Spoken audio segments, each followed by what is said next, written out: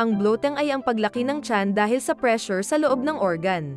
Ang hindi komportable na pakiramdam ng pagkapuno o paninikip ay maaaring magpalaki ng iyong tiyan at magpasikip ng iyong damit. Ang bloating ay maaaring sanhi ng kung paano at kung ano ang iyong kinakain, mga abnormal na reaksyon sa pagkain, o ilang mga kondisyong medikal. Kung paano mo mapapawi o malulunasan ang bloating ay depende sa kung ano ang sanhi nito. Narito at ating alamin ang mga sanhi ng bloating at mga lunas para rito.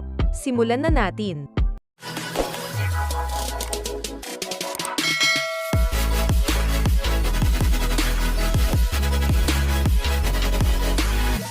Isa, how you eat.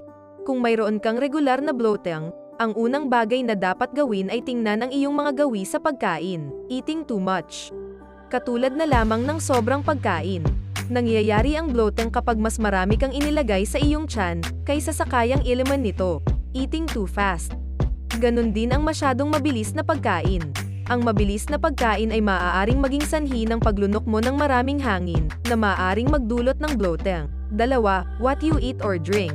Ang iyong kinakain o iniinom ay maaari ring magdulot ng bloating, katulad ng mga sumusunod: gum and carbonated beverages. Maaari nitong mapataas ang dami ng hangin na iyong malulunok.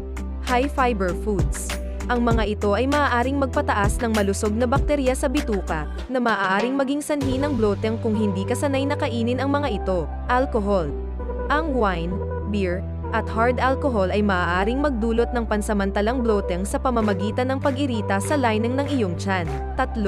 Food sensitivity, intolerance, and allergy.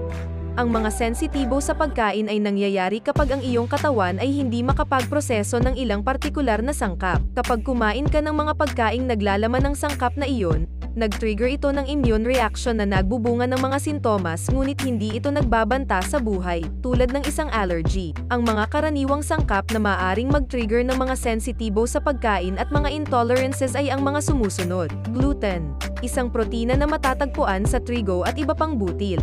Lactose, isang asukal sa mga produkto ng pagawaan ng gatas, sa mga taong kulang sa enzyme na kailangan para matunaw ito. Ang mga allergy sa pagkain ay maaaring mula sa banayad hanggang sa nagbabanta sa buhay. Ang isang sangkap sa pagkain na allergy ka ay nag-trigger ng tugon ng immune system na humahantong sa mga sintomas, kabilang ang bloating.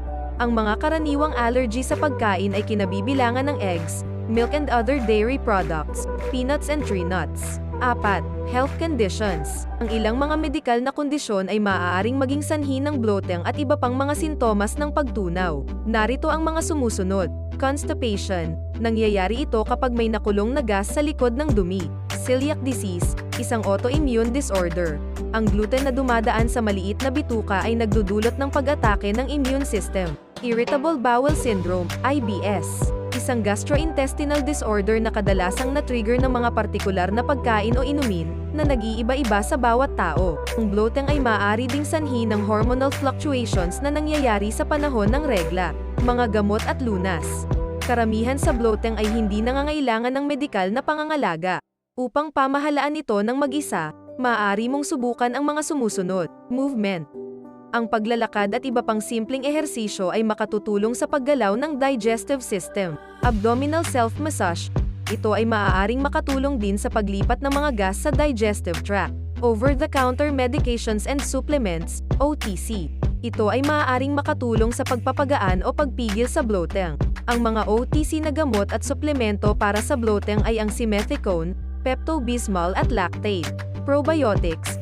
Ito ay good bacteria na tumutulong sa pagpapanatili ng kalusugan ng digestive system, kabilang dito ang supplements, yogurt at kefir. Drink lemon water. Kung madalas kang nakakaramdam ng bloating, magpiga lamang ng kalahating lemon sa isang basong tubig at inumin ito. Dahil ang lemon juice ay isang natural na diuretic, nakakatulong ito sa paggamot sa bloated na tiyan.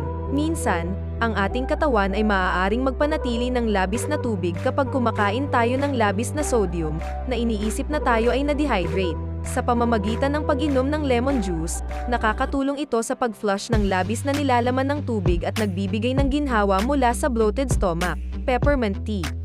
Ang tsaa ng peppermint ay itinuturing na isang mahusay na lunas upang gamutin ang bloated stomach.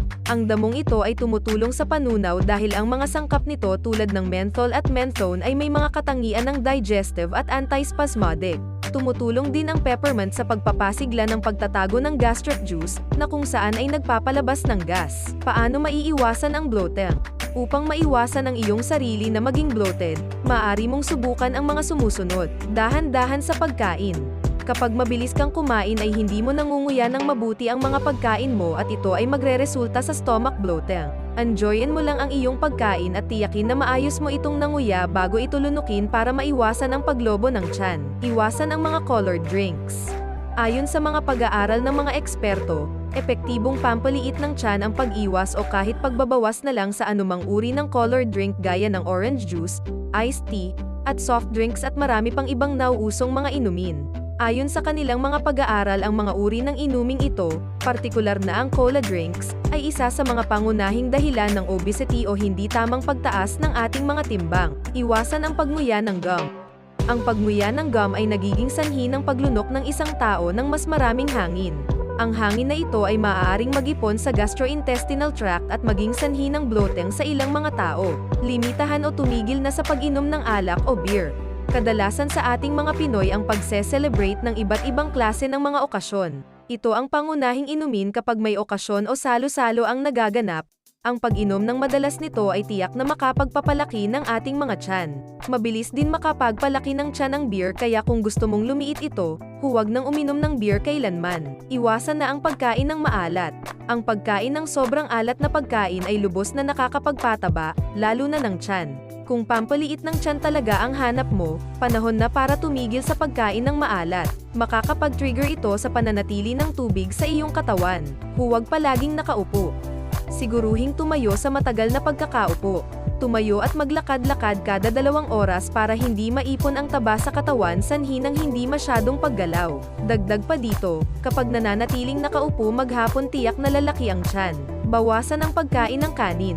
Tayong mga Pinoy kaakibat na ng pagkain natin sa pang-araw-araw ang pagkain ng kanin, kaya naman, kung sanay kang kumain ng 1 tasa ng kanin o higit pang dami ng tasa nito, ngayon pa lang ay umpisahan mo na itong bawasan. Bawasan sa kalahating tasa na lamang kada kain.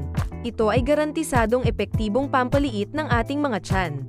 Maituturing itong staple food ng mga Pilipino, pero mahalagang malaman na malakas ito makapagpataba. Kailan dapat magpatingin sa doktor? Ang bloating pagkatapos kumain ay isang malawakang karanasan at kadalasan ay hindi isang dahilan para sa pag-aalala.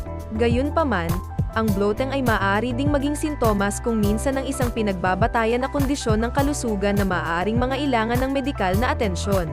Ang sinumang may bloating na sinamahan ng iba pang sintomas ay dapat magpatingin sa doktor. Maaaring kabilang sa mga sintomas na ito ang mga sumusunod: sakit sa tiyan, pagduduwal, pagtitibi, pagtatae, pagkapagod, hindi inaasahang pagbaba ng timbang, pangangati ng balat. Ang mga taong nakakaranas ng bloating pagkatapos ng karamihan sa mga pagkain ay dapat ding makipag-usap sa isang doktor. At sana ay nakatulong sa inyo ang video na ito. Huwag kalimutan mag-like and subscribe. E-hit mo na din ang notification bell para updated ka sa mga bago pa nating kaalaman. Maraming salamat sa inyong panonood. Hanggang sa muli!